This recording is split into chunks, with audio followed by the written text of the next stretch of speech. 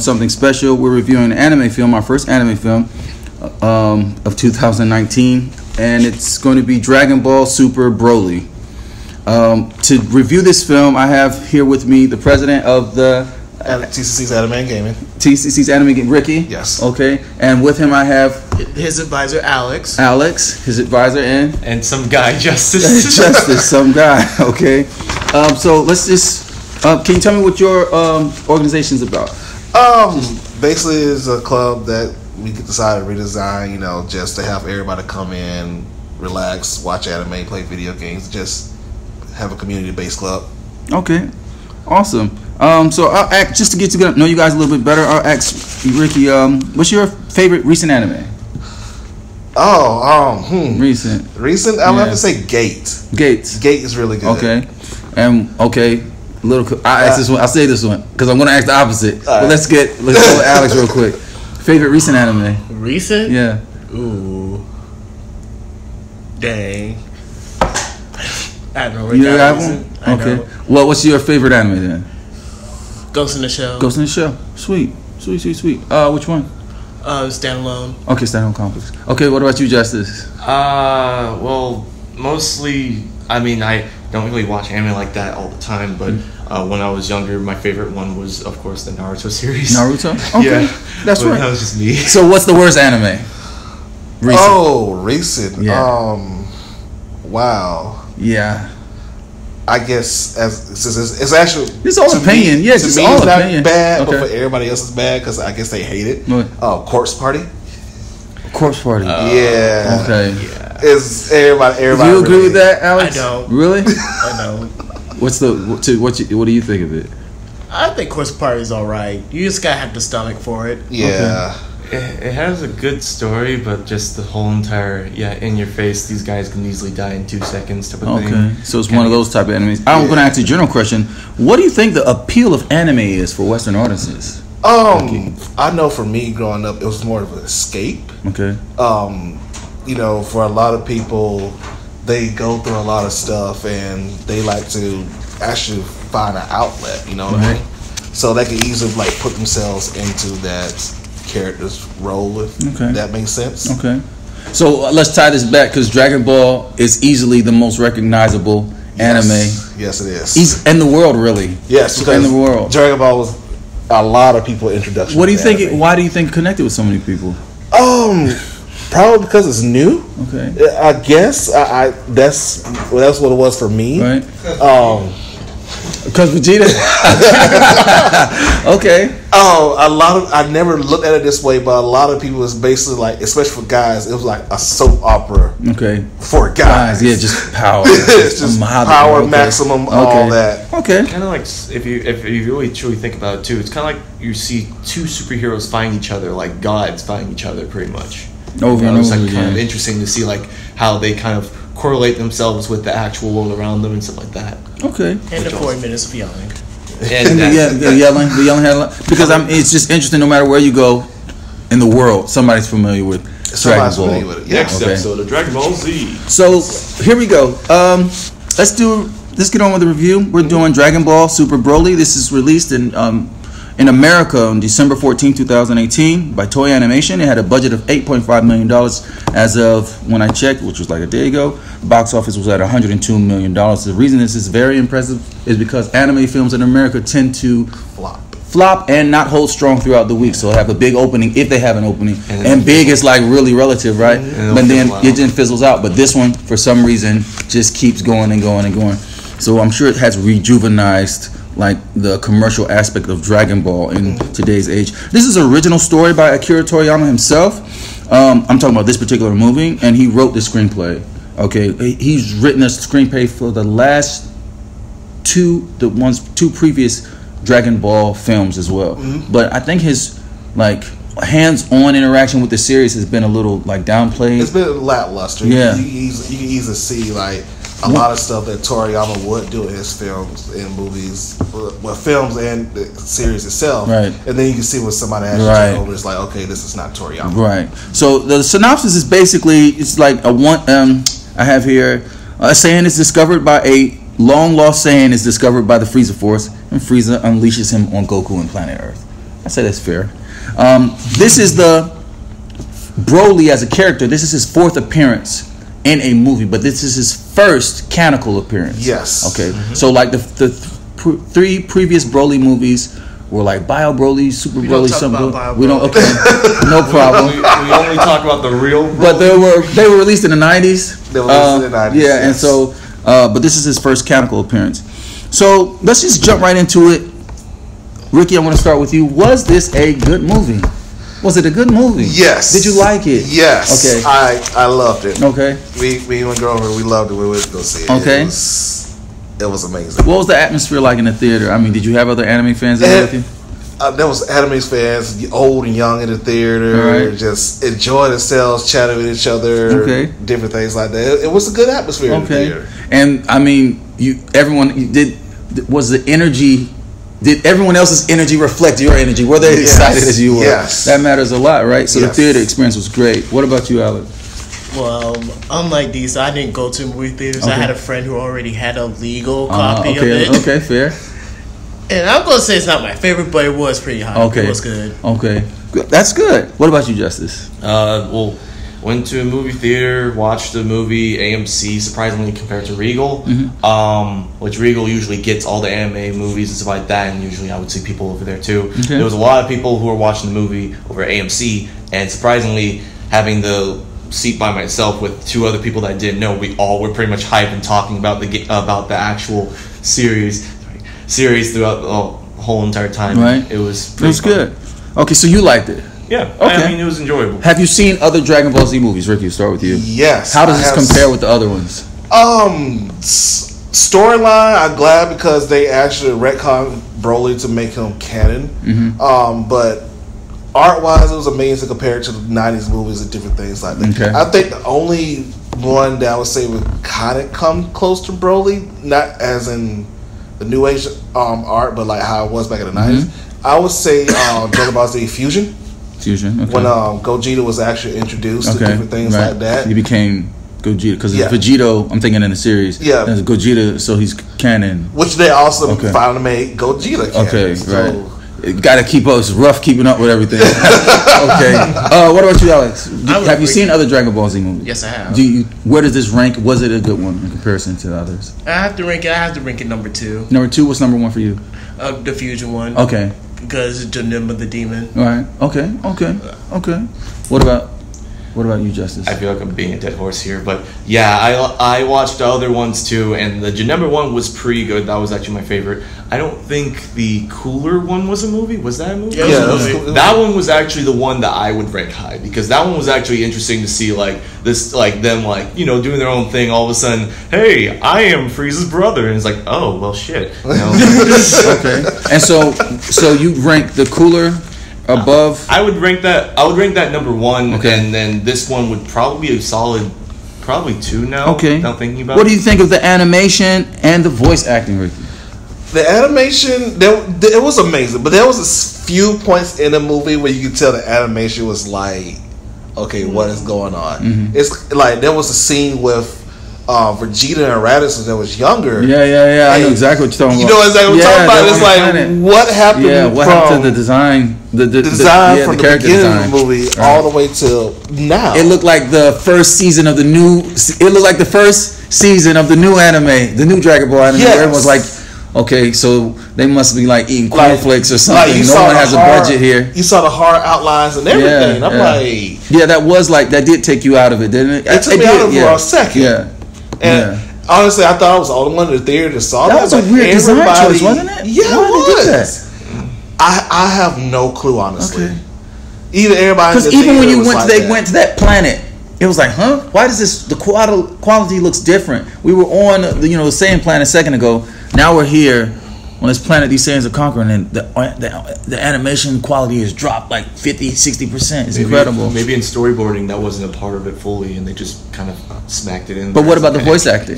The voice acting was on par. It was good. Okay. It ended to feel like it was a Japanese import, especially since they got Because it was they had the original. It was Christian Sabat doing Vegeta and Piccolo, and it was Sam Shamil doing Goku. Yeah. Okay. What did you think of that voice acting and the animation, Alex? It's good. I really prefer the English most of the time because Vegeta's my favorite. Okay. So you need that voice. Yes, I need Vegeta's yelling. Because if you've heard Vegeta's voice in Japanese, it's not nearly. You know, that's interesting, right? Sometimes, first of all, in the whole sub and dub war, I'm completely sub. Dubbies need to jump off a bridge. All right, it's dub over everything. But there are just those rare cases where the voice actor in the English does better than the voice, or it seems like the voice matches the character more. Now Christian Sabat matches Piccolo and matches Vegeta. Yes, way better than whatever little lady they have doing Vegeta's voice in the Japanese. No disrespect. Yeah, no disrespect.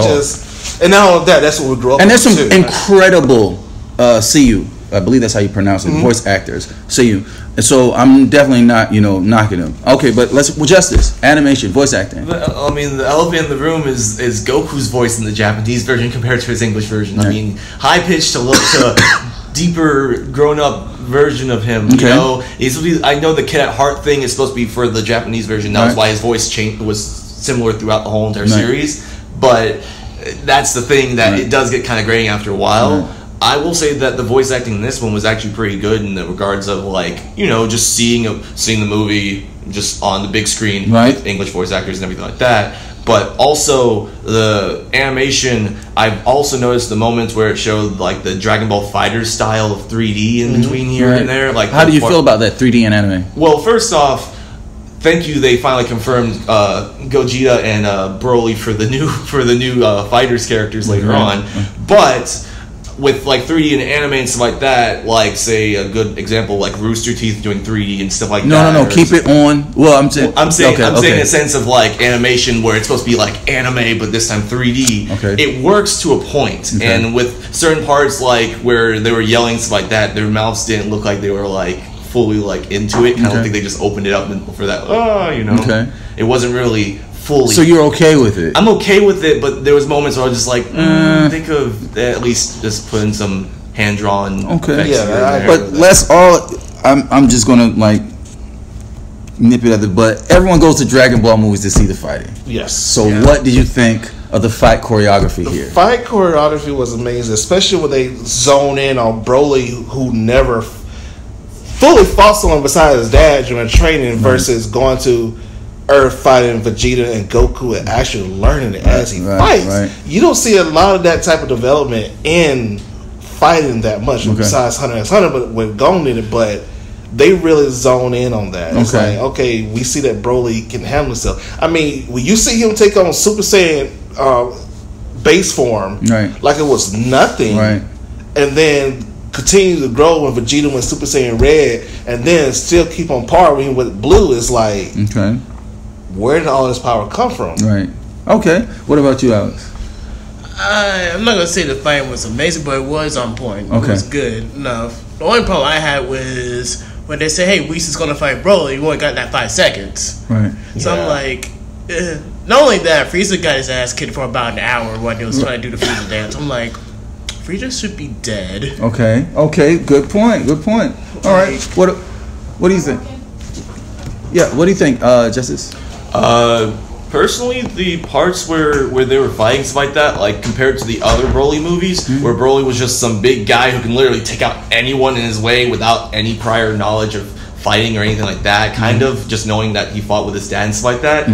It was kind of like interesting. It was interesting to see that in this one, he actually is a character that progressively got better as he was fighting compared to just, fighting in the middle of something and just, I know all this stuff already, I can easily just smack you around and stuff like that with my own fighting style, compared to the new one where he's actually progressively I'm going to come back to that point because for me, I thought it was interesting watching Broly just smash through power ceiling after power ceiling, just over and over and over and over and over again. That was interesting. I thought the fighting was pretty good.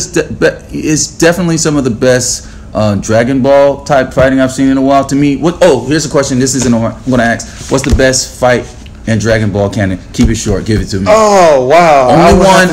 Goku versus Cell. Goku versus Cell. Part 1. Yes. Okay, go for it, Alex. Gogeta versus Baby. Okay, Okay, Justice.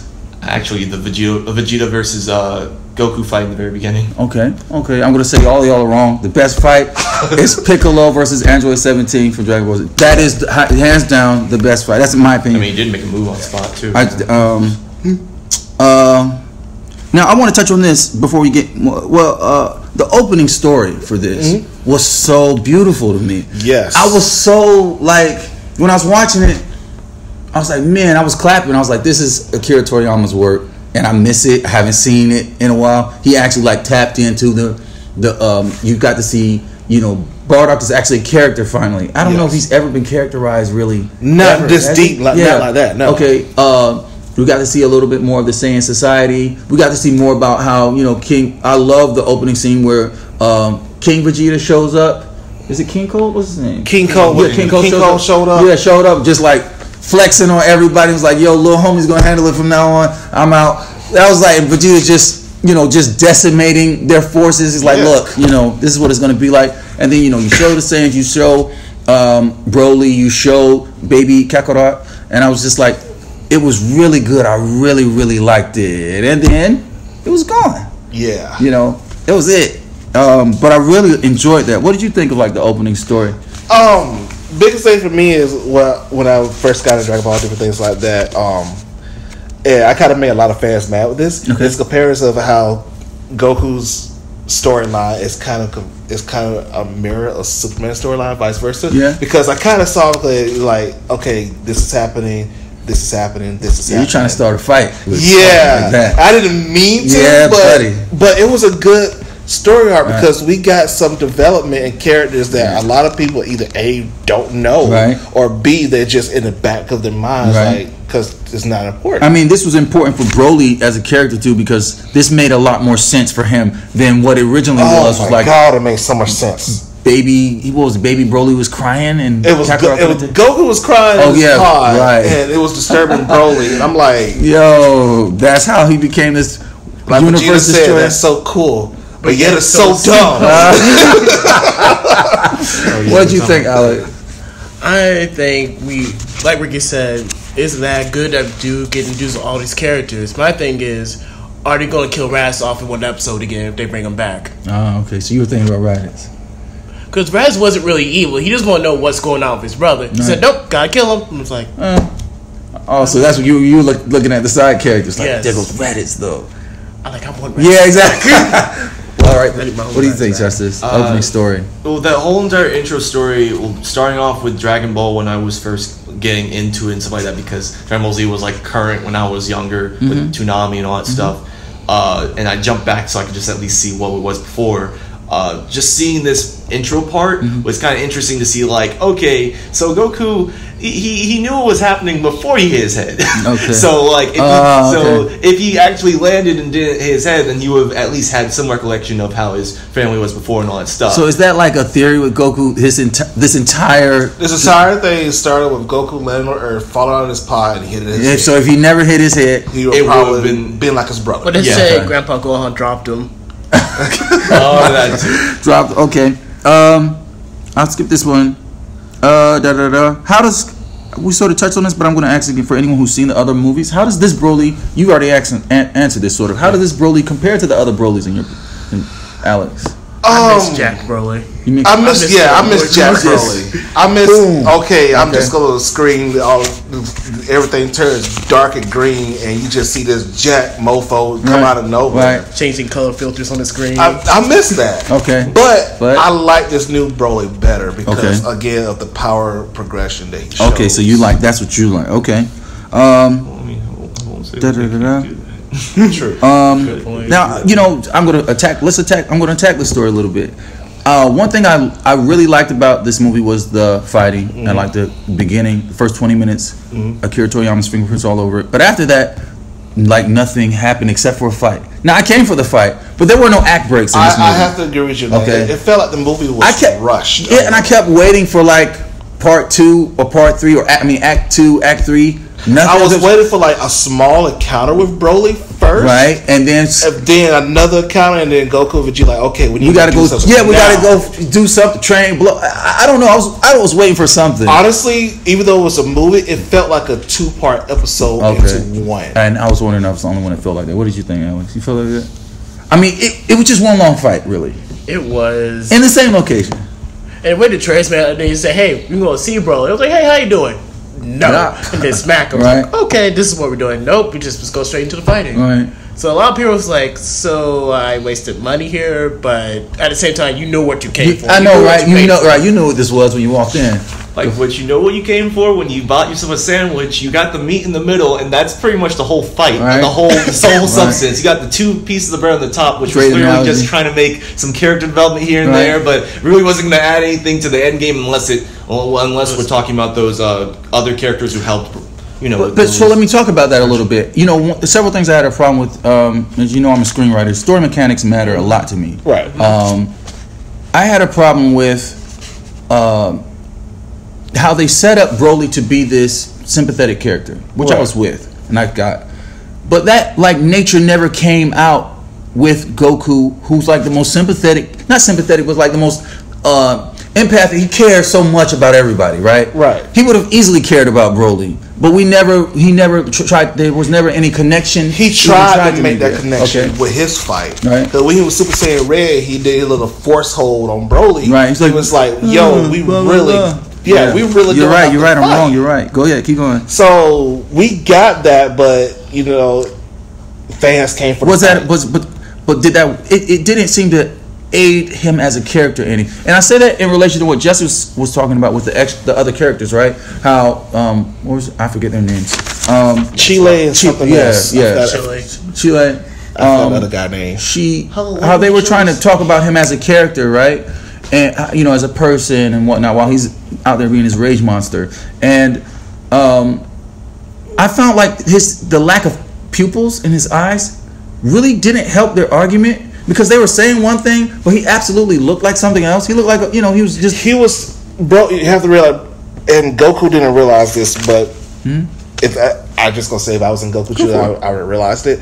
Broly grew up without any other encounters with humans besides his dad. Right. So he didn't know how to process happiness, anger, and different things like that. And to a certain extent, you can kind of see that in a fight, because it's like, I really want to fight him, but at the same time, he's holding back, showing kindness. But at the same time, I want to fight.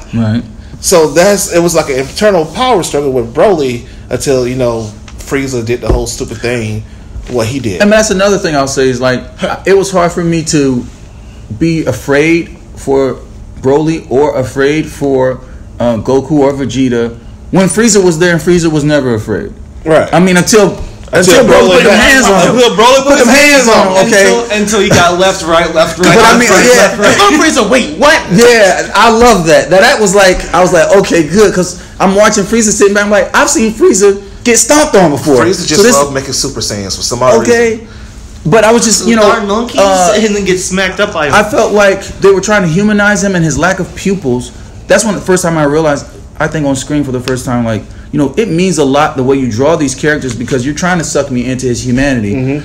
His humanity, but I don't see it, and I definitely can't feel it, because he's rageful right now. Go for it. Well, I mean, there was the moments before the fights where, I mean, like, in between the fights where he didn't have pupils when his father got killed, which that was like the part where he just went full on ape shit crazy. Not saying that he's a monkey or anything, but the thing is, when it comes down to it, like, it kind of like showed his humanity before that impact, and then like his humanity kind of fizzled after that, where you couldn't really relate to him because he was in this rage state. Well, Super Saiyans lose to a certain extent, their sanity the more they the more they peak. Let's go with this one. What makes Goku a great character, a good character? Because I've been conflicted about this in the past. I mean, is he a good main character? Justice, you want to answer it? Just the idea of a constant push that he always puts towards his things. Like, that's like, most of the time when I was like watching Dragon Ball to Dragon Ball Z to now Super,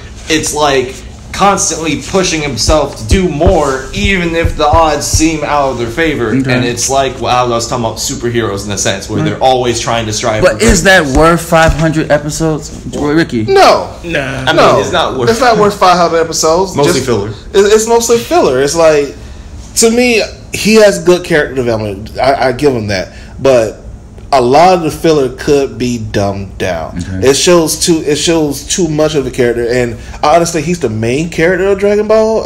He's a good character, but you got other good characters just got like literally tossed to the side. I agree there. Go to Alex Trunks. I think Goku driving the car is the best thing ever. Huh? Goku driving the car. Yeah, that's the best thing ever. Teaching made him drive a tractor. Okay, that's a deep cut. Yeah. Go farm. Right. Try to get him a job. Right. What was that one? No job experience. Okay. Where Piccolo had the backwards cabinet. But that's why I like Goku. That's why you like Goku, because he still tries to do the human family thing and whatnot. Unlike Vegeta, who just goes off do whatever he wants because he's rich. Right. Well, that's right, because he's married to Bulma. Side question. Let's distract real quick. Digress. Favorite DBZ character outside of the Saiyans? Name one name. Outside of Saiyans? Yeah. Freak. What was the guy that Goku fought out the world? Pycon. Yeah. Okay, Pycon. Alex. Ooh, Raccoon. Really? Raccoon. Because it reminds me of Doom. Yeah. Your mother never told you fear is a good thing, huh? Whatever that was, he said on Planet Namek. Go for it, Justice.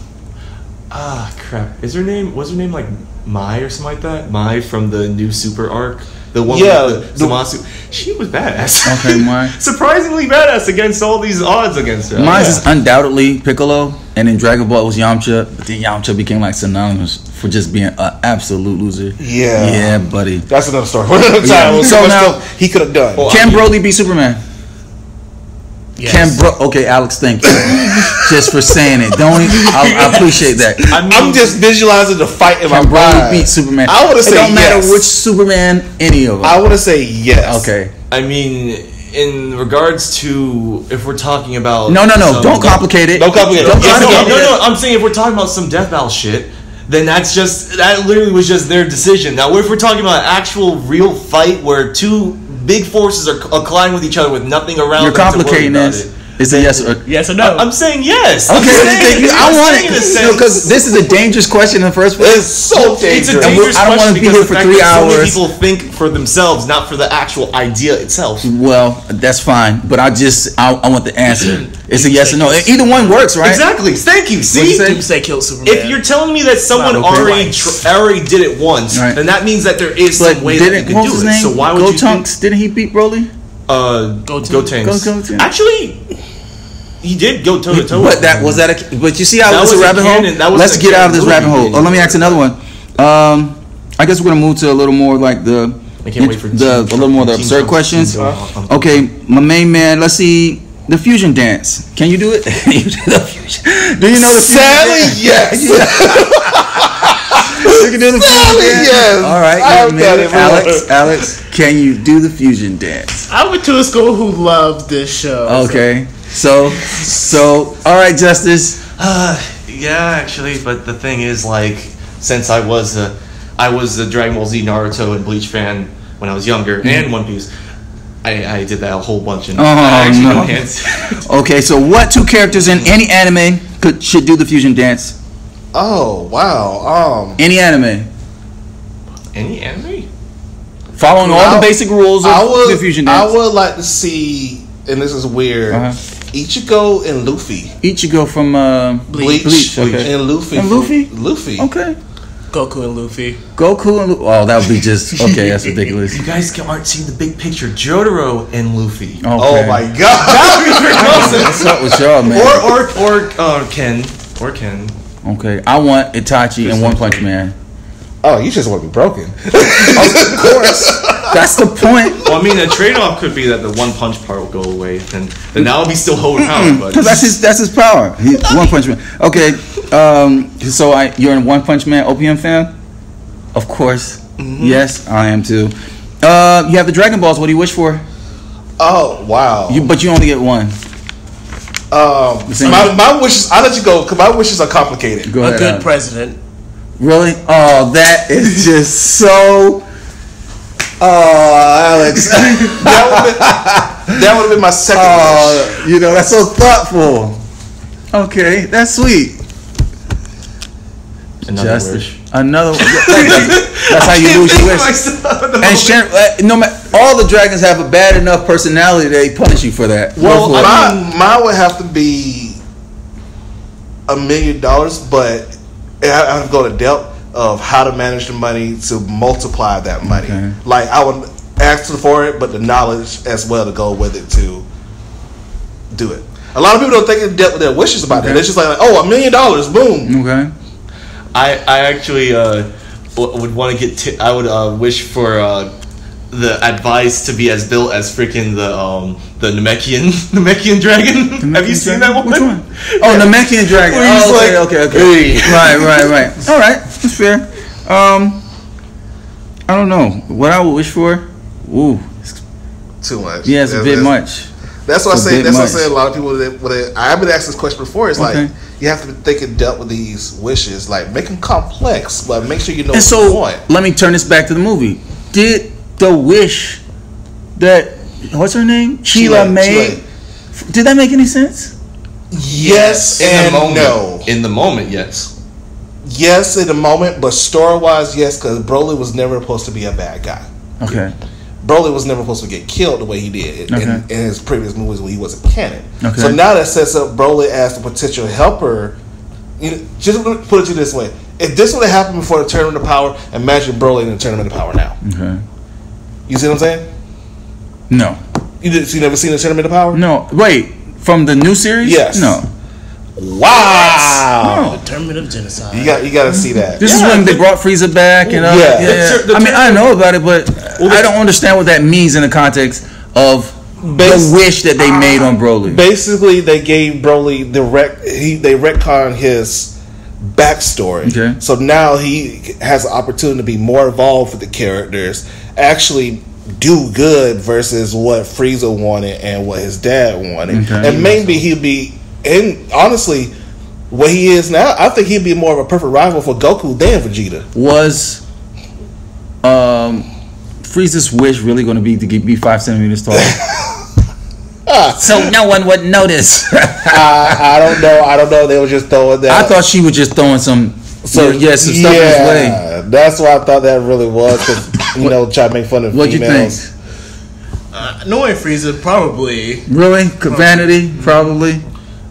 I mean, that it makes sense in regards of when he was explaining it, saying, when I turn to those other forms, then it'll be really obvious, and then they just said that if that was just this normal form, it just says I'm growing every single day type of thing. I don't even know. I wasn't sure. I wasn't sure. I was like, I don't know, because the whole scene was that whole scene was way too intense. I think it was wasted. It was way too. No, I'm talking about the scene where she was explaining his Frieza's wish. Frieza's right hand woman was explaining what Frieza was going to wish for. That it was like 5 minutes of them glowering at one another. I know what you really want, and blah blah. I'm like, what? 5 centimeters tall? Is he trying to hide what his real intentions are here, or is he really going to wish to be taller? Right. I don't know. It just we was kind of left in the dark with that. Because Bulma made the same kind of comment before, and I liked that how they mirrored the vanity for both of them. Right. Here's Bulma. She's wishing to be just 5 years younger or 10 years younger. 5 years younger, and apparently she's been doing it this entire time. So no, okay. And that was hilarious. And then when they turned on Frieza, I'm like, really? You're gonna risk coming to Earth just to be that man? I don't know. I was trying to remember, was Frieza? I guess he sort of was vain previously. Yeah. Now you know what part really put warmth in my heart. I got to go back to this. Was at the beginning of the movie when the Ginyu Force showed up for a hot second. And your boys did the pose and I was like, there it go, boy. Me and my friends used to do that. I'm not joking. We got pictures of us going Ginyu. Everybody had their force. Boom. Flexing. I'm not joking. The raccoon. Yeah. So when they showed up, I was all in there. Okay, that's cool. Thank you so much, Ricky. Mm-hmm. Alex. No problem. Justice for doing this review with us. This has been the Film Society at TCC's review of Dragon Ball Super Broly Our guest today was the Anime and Gaming Society here at TCC. Yeah. I think it went well. Thank you, and maybe we can do this again sometime. Of course. All right, man. You guys have a good one. We'll see you next time. Yes, sir. Next Dragon Ball Z episode. Next time on Dragon Ball Z.